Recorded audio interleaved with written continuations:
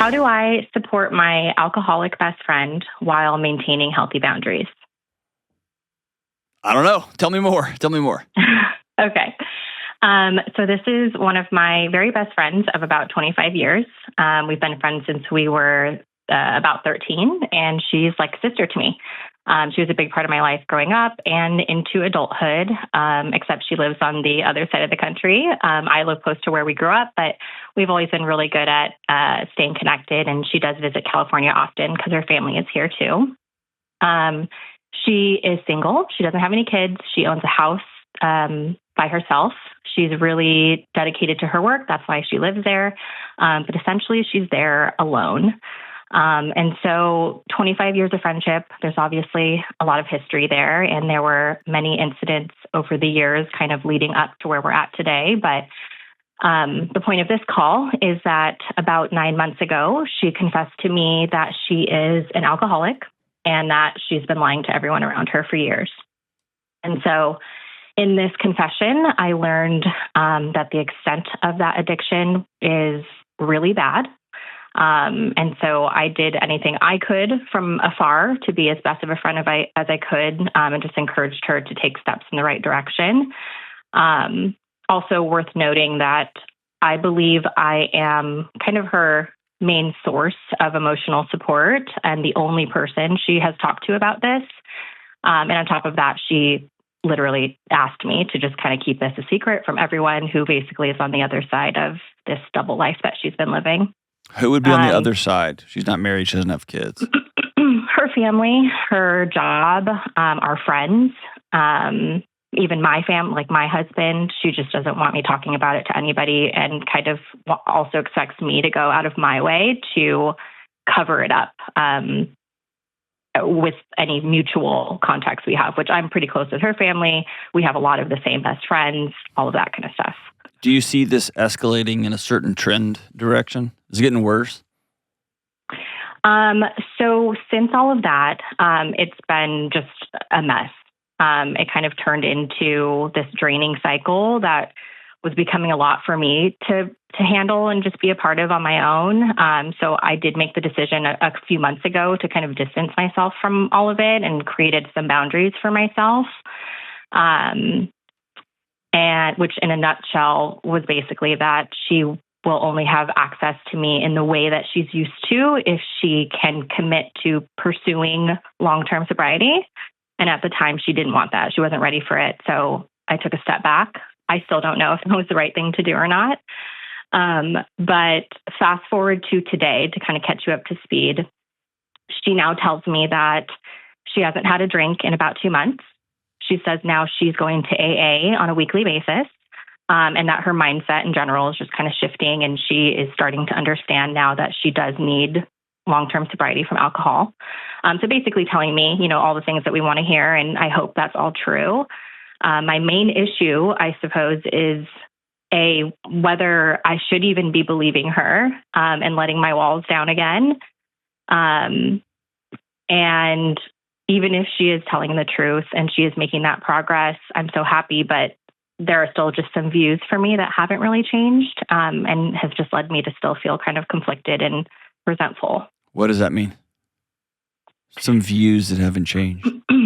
Yeah, so I think it is, the fact that she still isn't being fully honest with the people around her, and wants me to kind of cover this up for her when we are together, and she's still refusing to tell anyone else or admit to anyone else about her alcoholism, and wants me to keep it a secret and uses me as kind of like excuses around things. Give me an example of that.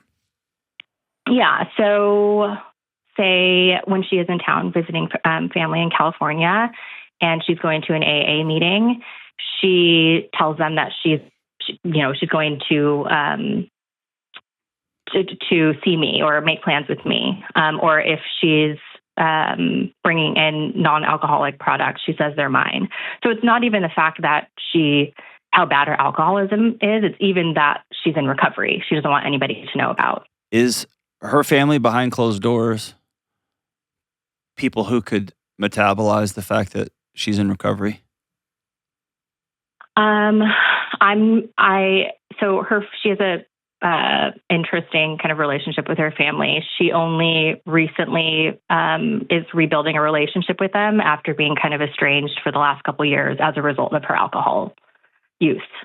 So it wouldn't be a surprise, but I think it would strain things with them. Okay. So tell me if I'm out to lunch here. Here's what I'm picking up. Number one, you've been super close, totally vulnerable, 100% open to a person for a quarter century, and you found out that they kept a huge secret from you for a long time, and you're really hurt by that. 100% true. Okay. I wrestle with the disease. That's a whole other conversation.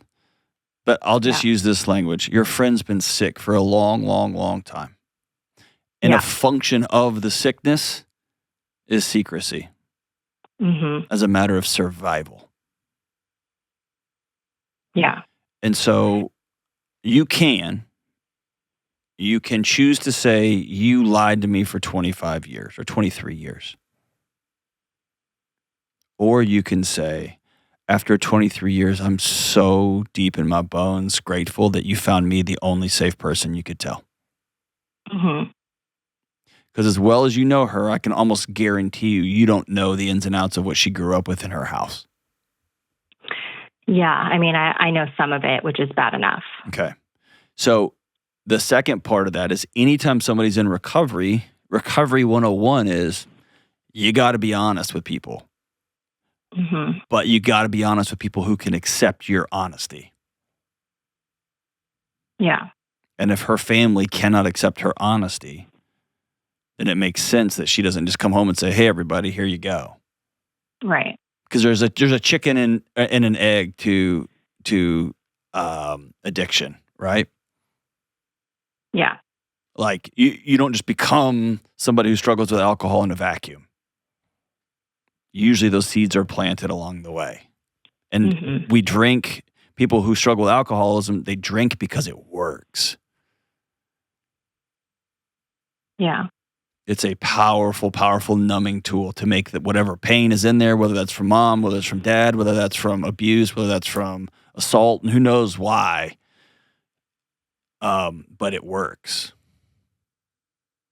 Yeah. And I think that, while I am surprised at the extent of how bad it was today, like how much she was using on a regular basis and affecting her day to day, there's still, the fact that she abuses alcohol is not a surprise to me. As I had mentioned, just so many things that have happened throughout the years, and I knew that there was, it was a coping mechanism for her for sure.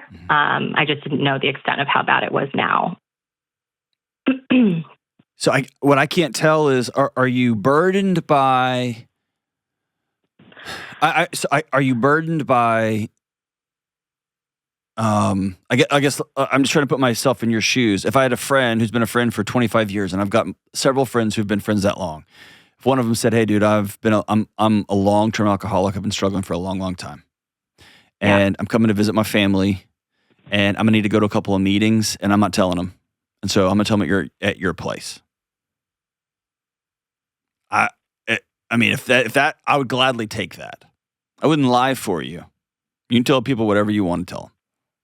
Yeah. Right? Yeah. So I can't tell if the burden is the problem or if I'm really honest, Nikki, and this is me with you at the table, okay? It sounds like when she disclosed this, you went, like you rose above her in who's righteous and who's not. Oh, yeah. I mean, I hope that's not the case. I don't think that that's the case at all. I actually, I felt that in my immediate response when she first came clean to me was like, I will do anything I can to support you. Let me know what you need. Did a lot of work with her and just tried to get her in the right direction and was absolutely, open to being her kind of point of contact for support. Okay, awesome. I think it was in the period between then and now, there was a lot of it just turned into kind of this exhausting cycle of celebrating each day together without drinking, to then a relapse would come, and I would find out by getting a drunken call out of nowhere, being completely belligerent, and then lying and gaslighting me, and then the next day full of shame and regret and asking me forgiveness and support again, and then that just kind of repeating itself over and over again. That became really hard for me. Yes. Any of us who have ever had friends or loved ones who have struggled with addiction know exactly what you just experienced. Yes. Yeah. Yes. Yeah. And it's exhausting and it's frustrating. And so let me tell you this. You have permission to set strong boundaries. Yeah. Okay. Okay. I think that what I struggle with now is I still want to be that person for her. I really do. I just don't, during that phase and seeing that cycle and how real that addiction was for her. I don't know what I can believe now. I feel like when she does tell me that she hasn't had a drink in 2 months, do I just say like, okay, great. Like, what's the other option? What's the other option? Like you get to pick in that moment when she says, hey, I've not had a drink for 2 months. I'm just calling you to celebrate. You get to pick one of two things. A story that she's lying to you yet again, or a story that, oh my gosh, she is on the path. Yeah. Either one of those stories have no impact on her. The only person they impact is you. Mm-hmm. And so you can pick, yeah, right. You lied to me for 25 years. You're still lying to me. Or, yeah, dude, anytime outside of a TV show that somebody says it's time, there's always fits and stops and starts. Yeah. And falling off the wagon, getting back up, falling off the wagon. You hear me say on the show, I took it from the recovery community, the day one language is day one. And lots of people who go to recovery have lots of day ones. Mm-hmm. Because you're learning how to feel that hurt that alcohol has been working so well to take away for so long. Right. And it's exhausting. Both are true. Yeah. And what you want right now is both and. You want to be her person, but you don't want the weight of being her person. Yeah. I think it's just, I'm up for being the person. It's hard being the only person. That's fair. And I think that's where you can come in and say, I can't be your only anymore. And by the way, I'm not going to do things that violate my core value, which is like keep secrets from my husband. I'm not going to do that. Yeah. If you want help from me, of course I'm going to bring him along. Mm-hmm. How dare you? You broke my trust. Okay, then you're asking me to violate one of my core values. I'm not going to lie to your family. You can tell them you're over at my house, fine. I'm not going to go out of my way to lie for you. Yeah. I'll go with you to meetings, or I need to know why they're suddenly so unsafe that you have to lie to them, that you're bringing me into this. But what you're not establishing, I think, that's important is like wipe the table clean and just spend a minute with you. It's probably good to journal about this a little bit. Write it down. Okay. What are my values? Or, in another way to say it more directly, who am I? I'm a woman who never keeps secrets from her husband, period. Yeah.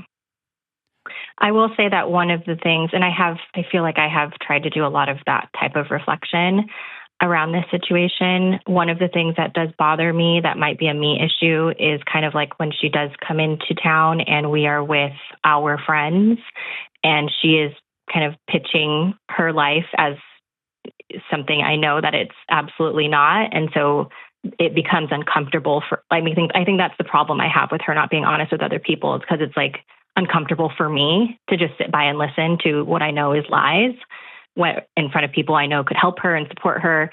Then you need to tell her that directly. Yeah. When you come here, I can't just sit by and have you lie to all of our friends because that violates one of my core values, which is I don't lie to my friends. Okay. And so if y'all want to get together and we all hang out, that's fine, but you can't go on these tirades about how wonderful everything is when you're drowning and I'm the only one who knows it. It's not fair to me. Especially because all these other women love you as much as I do. Mm-hmm. But you see how it comes back to not something she's doing, but it's one of your values that's being violated. I'm not going to lie to my friends. And when you come here and do that, I feel like I'm put in a position to either support you or lie to them, and I'm not going to lie to my friends. Yeah. That's helpful because I think that is the part I was struggling with. If I should be putting my own values over, pushing or forcing my friend to do something she wasn't ready to do. I guess it's not doing that. She brought you into it. Yeah. Right. And so one of my things I've done multiple times is tell people, hey, you got 48 hours, and then I'm going to get some other people involved in this. Mm-hmm. So you can control the story for 48 hours. You go make the phone calls you need to make. You send the text message, whatever you need to do. I am going to bring other people into this in 48 hours, 72 hours. Because I can't carry the weight of this anymore. If you tell anybody, you're totally... No. You brought this to me. And I love you enough for you to not like me right now so that 10 years from now, we are able to laugh and I'm not at your funeral. Mm-hmm.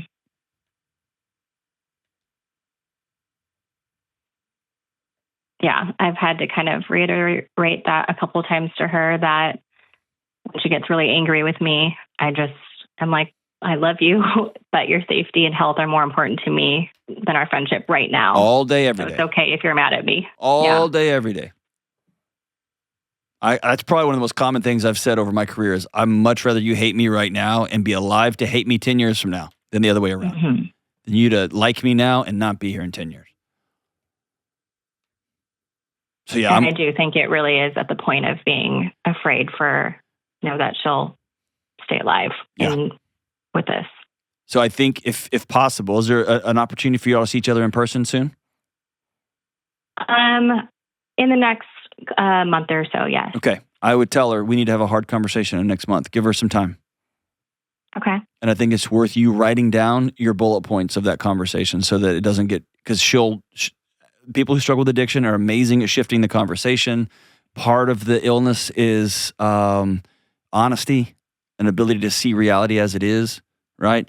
All that's it's baked into it. And so the best you can do to not take it all personal, right? As her dishonesty is a personal attack on you versus her dishonesty is a way her body's telling her this is what we have to do to stay alive. Mm-hmm. Right? That's why the making amends is so important. Circling back and saying, I lied to you for this many years and I'm sorry. But that comes after. That's not step one, right?